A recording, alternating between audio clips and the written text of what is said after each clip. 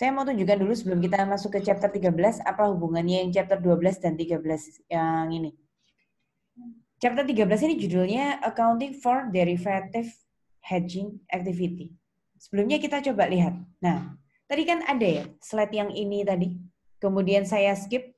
Tadi saya bilang, oh di chapter 12 itu saya hanya bahas tentang purchase dan sales biasa. Tapi sekarang saya mau bahas yang poin di bawahnya, yaitu ada istilah forward contract. Kita mau lihat di sini, apa bedanya, ada istilah apa di chapter 13. Di chapter 13 ini, istilah keywordnya adalah hedging. Jadi nanti kita mau lihat bagaimana forward contract itu digunakan untuk speculation dan untuk hedging. Kita punya waktu 2 minggu untuk membahas chapter 13 ini, tapi nggak akan nutut waktunya kalau kita bahas dalam satu pertemuan. Karena chapter 13-nya banyak istilah di sana, kemudian hitungannya juga lebih rumit daripada yang sebelum-sebelumnya. Jadi, mari kita cicil chapter 13-nya. Saya pecah-pecah dulu. Kita lihat yang saya beri warna merah di sini. Hari ini kita nggak bahas forward contract semuanya. Saya mau forward contract yang kita bahas hari ini khusus yang di masalah hedging saja. Speculation-nya menyusul minggu depan. Kemudian, nanti di sini ada tolong di mute ya.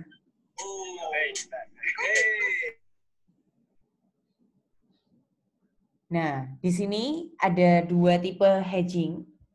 Hedging ini nanti yang kita bahas cash flow hedge saja hari ini. Ada cash flow hedge dan ada fair value hedge yang hari ini kita gunakan cash flow hedge saja. Selanjutnya, apa itu derivatif, apa itu hedging? Kita kenali dulu istilahnya. Derivatif, seperti kalian belajar matematika, derivatif itu adalah instrumen keuangan turunan. Jadi, apa itu instrumen keuangan derivatif? Biasanya instrumen keuangan derivatif itu digunakan, dimunculkan untuk mengurangi resiko adanya fluktuasi bunga atau harga. Contoh, paling gampang tadi kita sudah bicara mengenai kurs. Tadi kita sudah belajar mengakui tentang kurs. Di contoh kita yang sudah berlalu tadi barusan ya, $1 itu ada yang 14.500, ada yang 15.000, kemudian ada yang 16.000. Itu bisa di hedging. Hedging itu artinya kita pertahankan nilainya pada suatu ketika untuk mengurangi ini, mengurangi tingkat harga atau suku bunga. Contoh dulu, ini kita bicara derivatifnya, baru kemudian hedgingnya ya. Derivatif di sini, nanti kita mau bahas di chapter 13 itu ada 4 jenis. Yang pertama forward, kemudian option, future, yang terakhir nanti swap. Saya sederhanakan hari ini, derivatif yang dibahas hanya yang forward saja. Kemudian ini tadi derivatif ya. Apa yang kita gunakan, kita kombinasikan pengertian derivatif tadi dan pengertian hedging yang ini. Saya hubungkan sama yang tadi saya cerita. $1 tadi bisa 14.500, bisa 15.000, bisa 16.000. Kalau kita pilih misalnya tadi satu instrumen derivatif yaitu forward. Kalau kita pilih forward ya, kemudian kita sepakati forward itu kita masukkan dalam suatu kontrak hedging. Nanti kita itu bisa sepakat nilai dolarnya itu sama terus sampai nilai akhir kontrak kita. Jadi nggak akan berfluktuasi dari 14.500 jadi 15.000, kemudian jadi 16.000, nggak akan seperti itu. Tapi nilainya akan sama terus. Contoh, di sini. Nanti yang dipilih misalnya forward, terus hedgingnya kita sebut bahasa Indonesianya hedging di sini adalah lindung nilai. Jadi kalau dengar kata-kata istilah lindung nilai atau hedging itu sama ya. Kita lihat bagaimana bisa dibilang mengurangi risiko, mengurangi fluktuasi harga itu seperti apa. Nanti kita bahas rumus yang ini, saya mau carikan dulu apa itu hedgingnya. Di sini ceritanya adalah yang kita hedgingkan adalah mata uang. Karena ini menggunakan contoh yang di literatur buku paket BIMS tadi, berarti mata uang fungsionalnya itu dolar Amerika, kemudian mata uang asingnya adalah euro. Di sini, apa item yang akan kita masukkan dalam kontrak hedging? Di sini nanti kita bertindak sebagai account payable. Account payable itu berarti pihak yang nantinya harus membayar uang. Jatuh temponya 1 Januari 2011, settingnya di sini. Kemudian akan membayarnya dalam bentuk 10.000 euro. Terus yang dimasukkan dalam instrumen hedgingnya apa? Pilih kontraknya ada 4, yang tadi ada 4 forward, option, future, kemudian swap, itu kita pilih 1, di sini kita masukkan dalam kontrak forward. Kemudian untuk membayar dalam bentuk 10.000 euro pada tanggal 1 Januari. Kita lihat di sini dihubungkan dengan bayarnya tadi euro, berarti yang dihedgingkan itu mata uang. Ini contoh lainnya lagi ya. Contoh lainnya yang akan kita gunakan dalam perhitungan, ternyata selain euro, selain mata uang yang bisa dihedgingkan, yang bisa dihedgingkan itu juga suatu benda.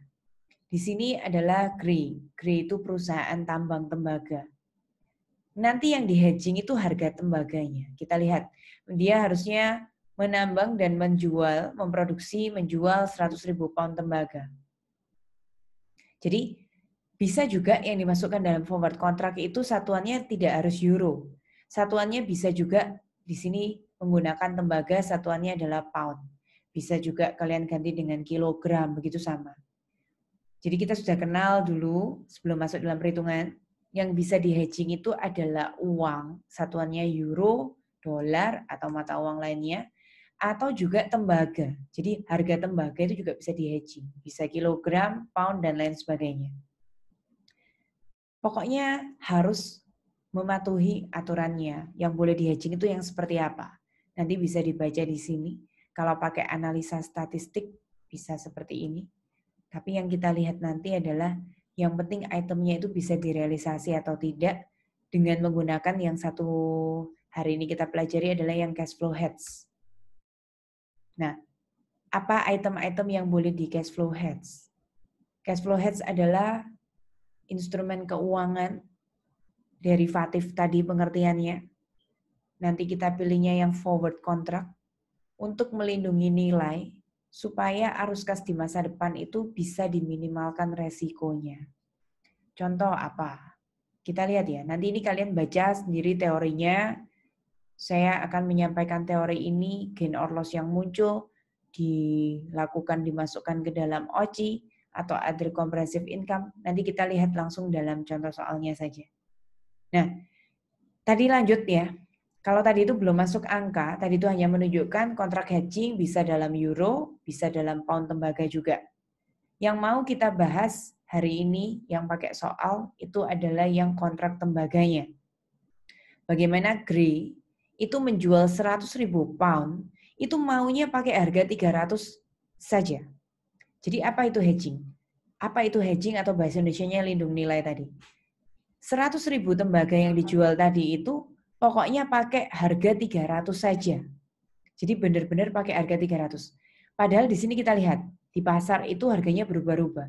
Kadang 310, kadang 300, kadang 289, kadang 250, dan kadang 200. Nah, tapi kita sudah janji lindung nilai, pokoknya harganya 300 saja. Coba sih dievaluasi dulu ya sebelum kita masuk dalam angka. Kenapa sih kok perusahaan memutuskan untuk hedging? Bayangkan ya, kalau sekarang di pasar harganya 310, kemudian kita hedging 300, perusahaan untung atau rugi bisa dibayangkan nggak seperti apa? Untungkah atau rugikah itu kira-kira bagaimana?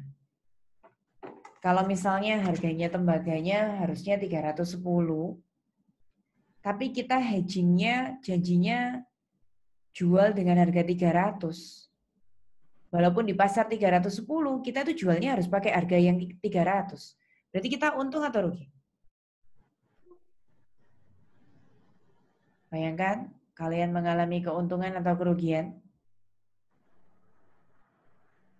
Kalau misalnya tadi janjinya hedgingnya 300, kemudian di pasarnya tadi jadi berubah-ubah seperti ini loh, 310, 300. Coba ya kita lihat ya. Tanggal pertama sesuai pertanyaan saya tadi, hedgingnya 300, waktu itu di pasar juga 300. Itu artinya nggak untung, nggak rugi. Di pasar harga tembaganya 300, terus kalian sepakat tanda tangan kontrak juga jualnya 300. Berarti pas sama kayak harga pasar, nggak ada untung, nggak ada rugi. Nah, tapi bagaimana coba kita lihat yang tanggal 31 Desember ini. 31 Desember itu harga tembaganya jadi 310. Ayo coba jawab. 310 harga pasarnya. Kita janji jual kontraknya itu seharga 300. Berarti kita untung atau kita rugi? Rugi. Rugi. Ya, kalau kita nggak tanda tangan kontrak hedging, kita kan ngikutin harga pasar. Harga pasarnya naik jadi 310, kita bisa jual tembaga kita seharga 310. Tapi karena tadi kita sudah terlanjur memasukkan kontrak yang disebut dengan hedging tadi, supaya kita lindungi nilainya itu tetap terus 300 sampai jangka waktu kontraknya berakhir. Berarti sebagai penjual, walaupun di pasar harganya sudah 310, kita terlanjur janji menjual dengan harga yang sudah nggak mau fluktuasi tadi, nggak mau naik turun itu tadi, 300. Berarti kita mengalami rugi. Nah, hari ini saya mau ajak kalian menghitung bagaimana menemukan angka 914340-nya ini. Kerugiannya nanti beda sama yang tadi ya. Kalau yang di chapter 12 tadi, exchange gain, exchange loss, itu dilaporkan di laporan laba rugi. Tapi yang akan kita pelajari tentang hedging ini, keuntungan atau kerugian akibat hedging itu disajikannya di other comprehensive income. Nah, other comprehensive income itu nggak bisa ganti-ganti nama. Kalau misalnya rugi, other comprehensive income-nya di debit. Kalau misalnya untung, other comprehensive income itu di kredit. Jadi sesuai dengan jawaban kalian tadi ya. Kalau kita janji jual dengan harga 300, padahal di pasar sekarang sudah 310, berarti kita jualnya lebih rendah daripada harga pasar. Makanya kita rugi. Karena rugi, makanya other comprehensive income-nya di sebelah debit. Coba satu contoh lagi sebelum kita menggunakan angka. Bagaimana sekarang kalau di pasaran harganya itu 295, kemudian 290, berarti kan tambah lama harganya tembaga itu tambah turun. Nah, kalau kita tadi sudah melakukan tanda tangan kontrak hedging, di mana kita sudah janji menjual tembaganya pada harga 300, berarti walaupun di pasar mau jadi 295, mau jadi 290, kita tetap punya keuntungan karena kita jualnya 300. Nah, oleh karena itu, pada bulan Maret dan Juni, kalian akan menemukan di sini, Maret misalnya, other comprehensive income-nya di kredit. Mencerminkan apa? Mencerminkan suatu keuntungan. Kira-kira itulah tentang hedging. Karena di buku paket kalian itu tidak ada cara menghitungnya. Cara menghitungnya ada sih, cuma kurang jelas kalau kalian baca sendiri. Sekarang saya mau mengajak kalian mengerjakan soal ini. Dari tadi yang pertama itu, Oktober, sampai September, dengan soal ini aja ya. Sama sih, soalnya grey juga, tapi saya mau ganti angkanya, biar kalian punya dua alternatif ya. Saya mau lanjutkan dengan yang di Excel. Saya mau kasih kalian cara gampang untuk menghitung suatu soal ini. Layarnya sudah ganti jadi Excel sekarang? Udah, Bu. Oke. Soalnya sengaja saya bedakan angkanya, tapi kasusnya sama, nama perusahaannya sama persis. Tujuannya adalah biar kalian bekerja sama saya, angka yang ini, terus kalau mau baca sendiri PowerPoint juga bisa, di buku paket itu ada. Silakan dibaca sendiri. Nah, mari kita kerjakan di Excel. Bagaimana kalau Grey, sama kayak tadi, adalah perusahaan tembaga. Perusahaan ini menambang dan menjual 100.000 pound tembaga selama 4 kuarter kemudian. 1 tahun ada berapa kuarter? Atau begini, 1 kuarter ada berapa bulan? 3. Kalian pernah dengar kuartal nggak di bahasa Indonesia? Kalau baca laporan keuangan ada quarterly atau kuartal. 1 tahun itu ada 4 kuarter. 1 kuarter itu berarti 3 bulanan. Jadi kalau perusahaan ini ngomongnya quarter, maka dia menyajikan laporannya 3 bulan sekali, alias 1 tahun 4 kali. Kita lihat di sini ya. Fixed cost-nya kira-kira 25 juta, variable cost-nya 39 per pound. Grey Company ini setuju untuk menjual hasil produksinya di masa depan, jadi dia jualnya itu bukan sekarang, masih 4 kuartal kemudian alias tahun depan. Dengan cara menandatangani suatu kontrak forward dengan nama customer-nya adalah Bro, Gray tadi setuju untuk mengantarkan 100.000 pound tembaga kepada Bro pada satu harga yaitu 300 saja. Jadi entah di pasar itu harganya naik, entah turun, ini ceritanya gambling, untung-untungan. Jadi kalau dia sudah janji jualnya 300, ya nanti kita lihat apakah dia untung ataukah dia rugi. Forward kontrak ini ditandatangani pada tanggal 1 Oktober, kemudian akan settle, dilunasi pada 1 tahun ke depan. Kalau kita hitung 1 Oktober 2011, benar ya, 1 tahun ke depannya jatuh pada tanggal 30 September 2012. Asumsikan Gray ini menyiapkan laporan secara quarterly, yang tadi saya bilang 3 bulan sekali, 1 tahun 4 kali tutup buku berarti. Terus asumsikan harga tembaganya naik dan turun seperti ini dari Oktober sampai September tahun depannya. Mari kita buat jurnalnya jika menggunakan forward contract. Jadi kita batasi pengertiannya. Minggu depan kita baru bahas lebih panjang. Yang hari ini saya mau cicil ke kalian adalah hedging tipe yang pertama. Dengan cara derivatifnya, nama instrumen keuangannya adalah forward contract. Kemudian cara hedgingnya yang cash flow hedging. Kita coba kombinasikan derivatif hedging. Jadi derivatifnya forward, kemudian hedgingnya cash flow. Apa itu hedging? Yaitu tadi, kita janji jual tembaga harganya 300, entah di pasar naik atau turun, ya coba kita lihat kita gambling ini. Apakah kita mengalami keuntungan atau kita mengalami kerugian? Kalau saya cerita dalam kehidupan sehari-hari ya, yang tadi di gambling itu ternyata yang bisa di hedging itu nggak cuma tembaga loh. Bisa juga yang di hedging itu mata uang. Kalian tahu sekarang rupiah itu pasti merosot, kemudian dolarnya sekarang $1 berapa rupiah, pasti semakin tinggi ya sebelum adanya virus terjadi gitu kan. Kalau perusahaan sudah melakukan hedging, itu bisa-bisa harga dolarnya tetap menggunakan yang masih rendah. Jadi itu ada suatu keuntungannya. Contoh, kita janjian misalnya $1 itu 13.000. Entah dolarnya mau jadi 14, jadi 15, kita nanti pakai batasan yang 13.000. Itu namanya hedging. Itu namanya lindung nilai. Kira-kira ada yang mau ditanyakan nggak tentang teorinya sebelum saya start mau masuk ke hitungan ini? Kalian pahami sekilas ya, apa itu istilah hedging yang dikombinasikan dengan derivatif. Kalau derivatifnya akan saya lanjutkan minggu depan, masih panjang contoh-contohnya. Masih ada 4 instrumen. Kita baru bahas 1 forward aja. Kalau hedgingnya, saya harap kalian harus sudah paham dulu. Jadi hedging itu angka yang kita lindungi, angka yang kita sepakati, nggak akan berubah sampai akhir kontrak itu selesai.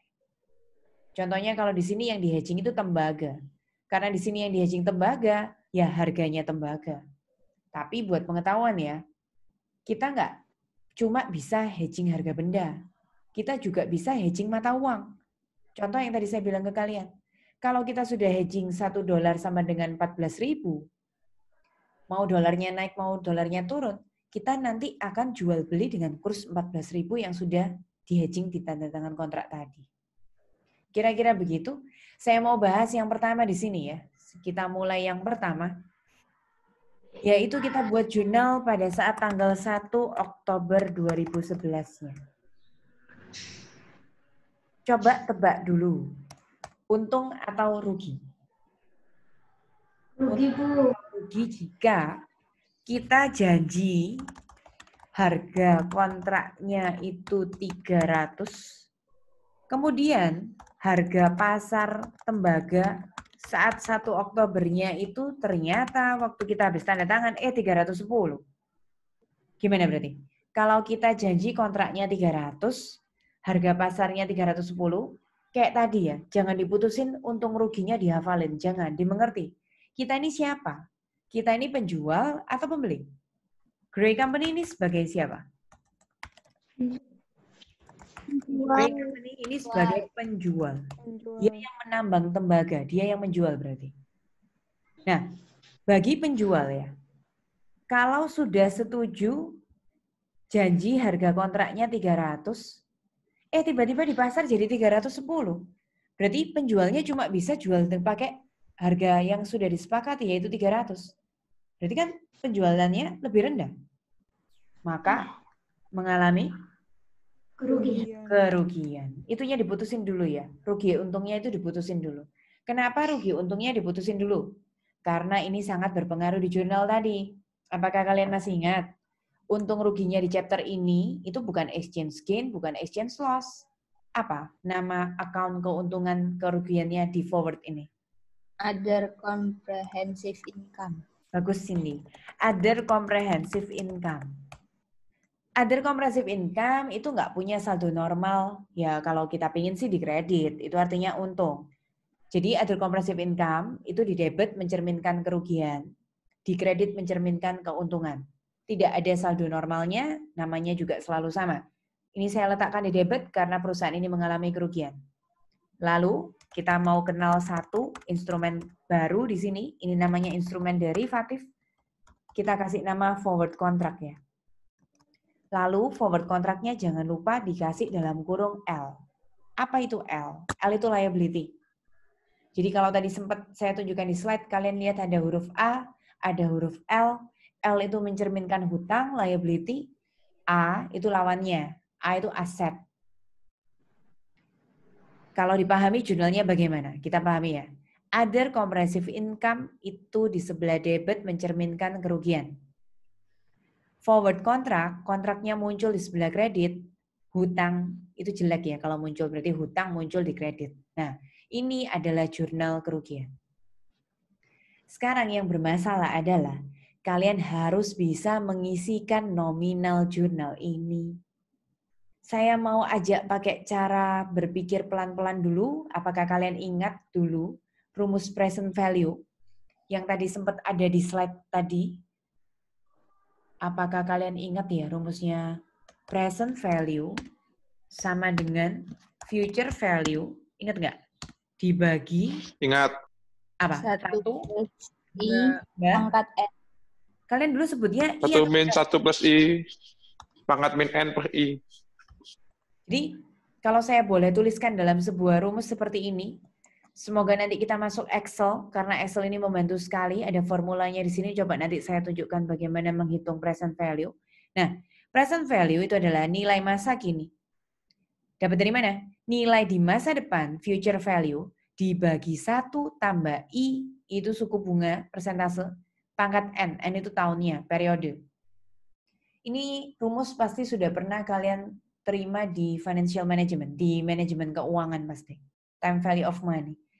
Jadi hedging itu ya, kontraknya itu pasti bukan buat hari ini. Justru kita tadi itu gambling. Kita coba bagaimana ya kalau kita jualnya harga tembaga itu 300 terus saja. Tapi realisasinya masih kapan? Kalau kita baca di sini ya, kontraknya itu masih settle in 1 year, yaitu 30 September 2012. Berarti masih 1 tahun lagi.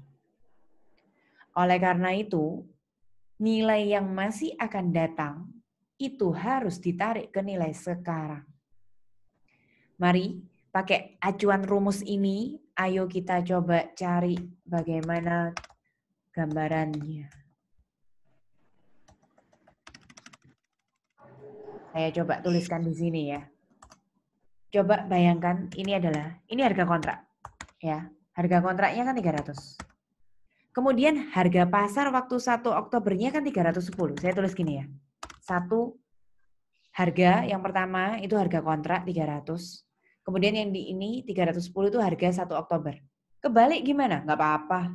Yang kita ambil mutlaknya. Nggak ada plus, nggak ada minus di chapter-chapter ini kan. Kita tuh ambil mutlaknya. Ini ya kurs. Ini adalah harga. Ini tuh harga per pound. Harga per kilogram per pound. Tadi kalian mau jualan berapa pound? Itu harga per poundnya. Kalian tadi mau jual berapa pound? 100.000 pound. Jadi ini kalikan dengan 100.000 pound. Kalikan dengan 100.000 pound begini. Kalau kayak gitu jadinya nggak jadi minus tau. Emang minus tau. Ini mutlak, nggak bisa minus. Kalau kalian amati chapter ini sama chapter sebelum-sebelumnya yang saya jelaskan, waktu kalian kerja penjualan angsuran itu kan saya juga baca diskusian kalian, Ada yang tanya, loh kok itu minus? Nggak bisa minus ya? Diambil mutlaknya saja. Kemudian, masukkan ke dalam rumus ini lagi. Jadi future value-nya sudah ketemu ya. Harga kontrak kurangi harga pasar sekarang. Karena ini harganya masih per pound kali 100.000 pound. Itu adalah mewakili future value-nya. Ikuti rumus di atasnya ya. 1 tambah I itu persentase. Nah, di buku paket kalian itu kelemahannya nggak ada persentase. Mari kita sepakati. Persentase bunga sama dengan 12% per tahun alias 1% per bulan. Nah, pokoknya kira-kira begitulah. Kita buat gampang, seperti PR kalian yang lalu, tugas kalian yang lalu, biar gampang per tahunnya 12% saja, berarti per bulannya 1% ya. Di sini kita gunakan rate yang bulanan aja. Kenapa kok nggak boleh pakai tahunan? Karena ini kita nanti ngomongnya bulan, periodenya dalam bulan. Jadi rate-nya juga harus dalam bulan ya. Sekali lagi itu adalah persentase, persentasenya dalam bulan. Kita pangkatkan. Pangkat N. N itu mewakili periode. Nah, N di sini atau periode di sini, coba dibayangkan kontrak ini kan masih tanggal 1 Oktober sekarang. Berakhirnya kapan? 1 Oktober ini masih panjang sampai kapan? Tanda tangannya 1 Oktober, berakhirnya kapan? Settle-nya September. 30 September tahun depannya. Berarti ya, dari 1 Oktober 2011 sampai 30 September tahun depannya, berapa bulan? 1 Oktober sampai 30 September itu kalau kalian hitung berapa bulan? 12. 1 tahun. 12 bulan.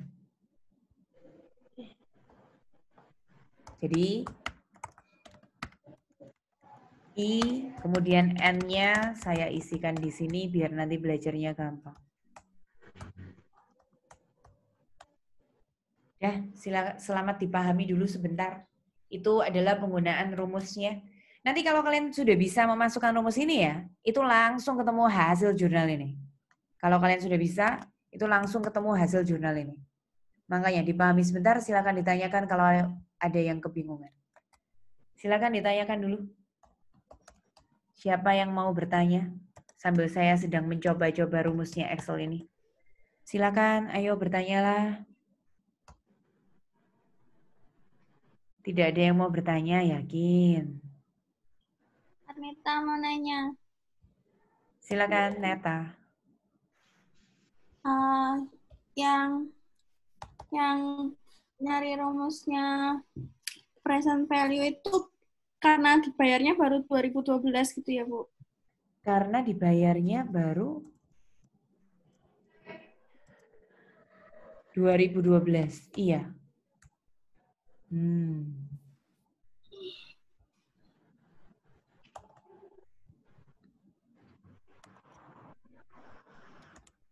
Iya, karena dibayarnya masih tahun depannya. Saya bantu pakai Excel ya. Excel itu sangat membantu sekali. Kalau kalian tanya bagaimana cara menghitungnya, masukkan di kalkulator ini. Selamat masukkan kalkulator 300 kurangi 310, 10 kali 100.000 gitu ya. Terus bagi dengan 1 tambah 1% pangkat 12. Ayo coba, siapa yang di antara kalian sudah pegang kalkulator, terus sekarang coba ketemukan angka ini di kalkulator hasilnya berapa? 887,449, Bu.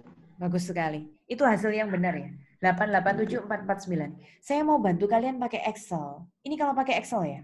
Nanti kalau di Excel pakai rumus PV. Lalu masukkan rate-nya 1%. Jadi rate itu 1%. Kemudian selanjutnya sebentar.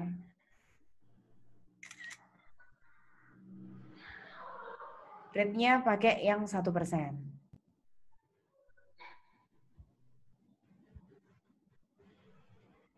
Kemudian setelah itu kalian bisa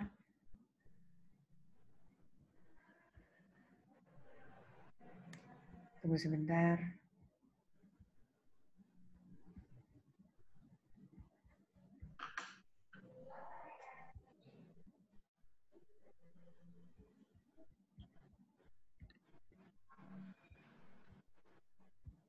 Rate-nya kan 1%. Kemudian, ya kok tidak bisa. Masih muncul Excel ya di situ ya? Masih. Sekarang sudah muncul gambar saya belum ya? Belum ya? Nah, ini dia. Sudah muncul gambar ini yang sedang saya drag di Excel ini sudah muncul kan? Nah, ini cara gampang kalau kalian nggak mau mencet kalkulator ya. Tadi dibantu sama suster itu betul sekali. Jawabannya 887449. Saya mau tunjukkan kalian bagaimana menggunakan Excel. Silakan masukkan rumus PV seperti ini. Ya. Kemudian rate-nya isikan dengan 1%, 0,01 seperti ini. Kemudian titik koma, ikuti ini ya. N per itu berarti periode 12 bulan. Jadi periodenya tadi 12 bulan. Masukkan di sini juga boleh kalau yang buka rumusnya formula. Kemudian titik koma lagi, future value-nya. Future value-nya adalah 300 kurangi 310 kan 10. 10 kali 100.000, 1 juta. Ini, terus saya tutup. Loh, kok nggak ketemu?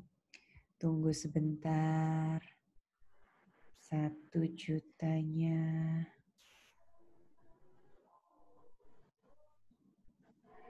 Itu resultnya udah benar kok, Bu, tapi minus 88749. Pokoknya kalau ketemu minus itu jangan diperhatikan.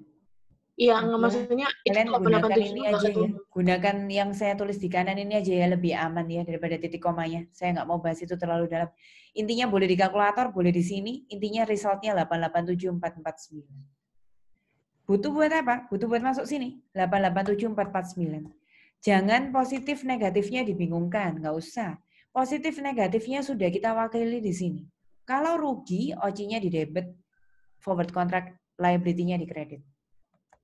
Berarti saya tanya kalian ya, kalau untung jurnalnya apa? Berarti kalau misalnya untung, jurnalnya itu dibalik. Forward kontraknya di debit, kreditnya adalah OC. Kita boleh kasih nama keren other comprehensive income itu OC. Tapi kalau forward kontraknya muncul di debit, jangan lupa dikasih I. Forward kontrak A. Kita hitung 1 kali lagi saja. Kita mau hitung 1 kali saja, yaitu tanggal berikutnya. Wah, kalau tanggal berikutnya 300, nggak seru ini tanggal 300 ini.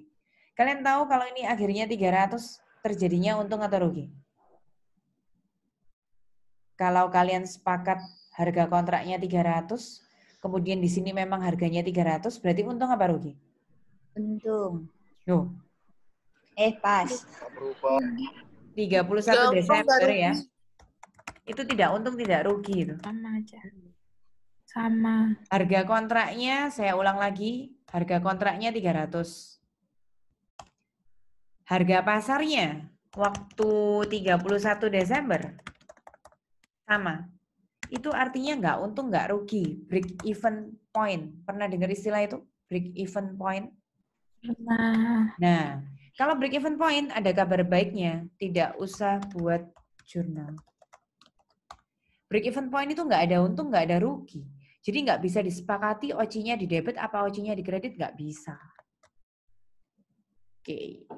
Tapi ya, kita mencatat BEP yang Desember memang. Tapi aturannya adalah kita harus menghapus yang sebelumnya ini. Waktu Oktober kan kita mengalami rugi. Kita harus mencatat menghapus ruginya Oktober. Jadi ya, ada 2 jurnal yang harus kita buat. Kita harus mencatat break even-nya yang Desember, tapi kita harus menghapus kerugiannya yang Oktober. Kita hapus ya. Forward kontraknya pindah di debit, OC-nya pindah di kredit. Sudah, segampang itu saja jurnalnya. Nominalnya senilai yang dulu begini. Ada yang mau ditanyakan? Nominalnya begini aja. Jadi mencatat break even point yang sekarang, kemudian menghapus yang sebelumnya. Lalu nanti kita lanjutkan minggu depan ya. Kita akan lanjutkan minggu depan bagaimana jika kondisinya 295, 280, dan seterusnya. Saya mau cicil mulai hari ini aja. Kemudian saya mau sampaikan ke kalian, nanti Excelnya kita lanjutkan minggu depan. Saya mau sampaikan ke kalian mengenai hal ini. Ini silabusnya sudah saya berikan di Moodle juga. Ada silabusnya.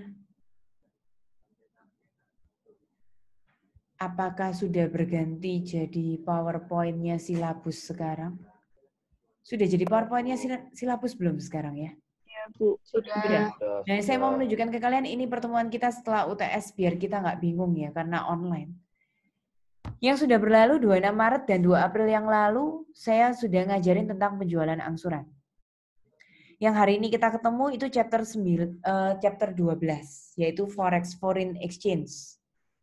Minggu depan akan saya lanjutkan yaitu chapter 13. Saya sengaja cicil mulai hari ini forward kontraknya karena chapter 13-nya banyak sekali. Ada 4 ya, forward, option, future, swap. Kemudian selanjutnya, tanggal 23 dan 30 April kita juga akan membahas materi yang sama, yaitu branch accounting, akuntansi, kantor pusat, dan cabang. Nah, 7 Mei itu harusnya kita kuis. Nanti saya masih pikirkan mode kuisnya seperti apa karena kita online. Tapi yang jelas, tanggal 7 Mei kan merah, tanggal merah itu. Kita harus ganti hari ya. Nggak mungkin, karena materinya ini nggak cukup kalau kita nggak ganti hari.